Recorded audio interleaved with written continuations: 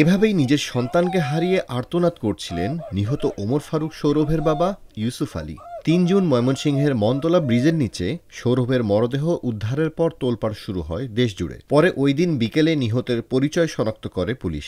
সেদিনই গা ঢাকা দেয় ইউসুফ আলীর আপন ভাই ইলিয়াস আলী ও তার পুরো পরিবার।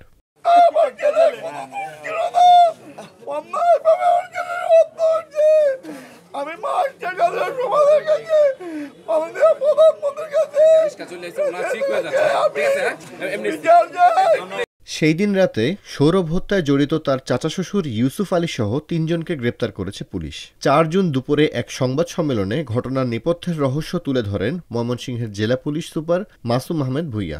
আমরা জানতে পারি মূলত তার চাচা, যার নাম ইলিয়াস, উনি তাকে সৌরভকে হত্যা করে এবং এখানে ইভা তার চাচাতো বোনের সাথে গত 9 মে ঢাকায় একটি বাসায় তাদের গোপনে বিয়ে হয় এবং মেয়েটির পূর্বেও একটি বিয়ে হয় এবং মেয়েটির ওই হাজব্যান্ড বর্তমানে কানাডাতে বসবাস বা স্টাডিতে আছেন।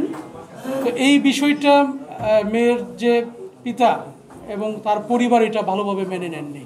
এই খবরটি যখন ইলিয়াস সাহেব জানতে পারে তখন তার ছেলে মৃদুলকে দিয়ে ফোন করে তার বাসায় ডেকে নিয়ে আসে। বাসায় ডেকে নিয়ে আসার পরে প্রথমে এই ইলিয়াস এবং তার শ্যালক ফারুক দুজনে মিলে তাকে মাথায় ছুরিকাঘাত করে তাকে হত্যা করে তার রুমের নিচতলায়। তারপর লাশটাকে তারা আপনার এখানে বাথরুমে নিয়ে লুকিয়ে রাখে এবং পরবর্তীতে আমরা দেখেছি যেটা যে লাশটাকে হাইড করার জন্য গাঙ্গিনাপার একটি দোকানে যায়। সেই দোকান থেকে একটা ট্রলি ব্যাগ কিনে এবং কিছু গ্লাভস এবং পলিথিন তারা কিনে এবং এই লাশটাকে তারা এখানে বাথরুমে এনে দিয়ে চাপাতি দিয়ে এটাকে বিভিন্ন খণ্ডে বিভক্ত করে, 4টা খণ্ডে এটাকে বিভক্ত করা হয়।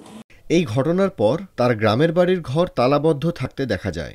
এলাকায় শুনশান নীরবতা, বিস্মিত স্থানীয় বাসিন্দারা। এইভাবে মারছে সেরাদারে শুনলে আমরা খুবই খারাপ লাগতেছে, সহ্য করতে দিলাম। চাষা হইয়া বাইস্তারে মারতে আজীবন কোনো শুনছি না। যে কাজটা করছে একবার একটা ভূত এটা জীবন লেগে শেষ করে দিছে।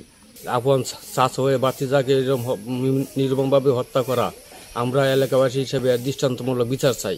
আমি প্রশাসনের কাছে দৃষ্টি আকর্ষণ করব, মাননীয় প্রধানমন্ত্রীর কাছে আমি বিনীত অনুরোধ জানাবো যে এর জন্য দৃষ্টান্তমূলক শাস্তি হয়, যাতে ভবিষ্যতে সমাজে এরকম দুঃসাহস কেউ দেখাতে না পারে।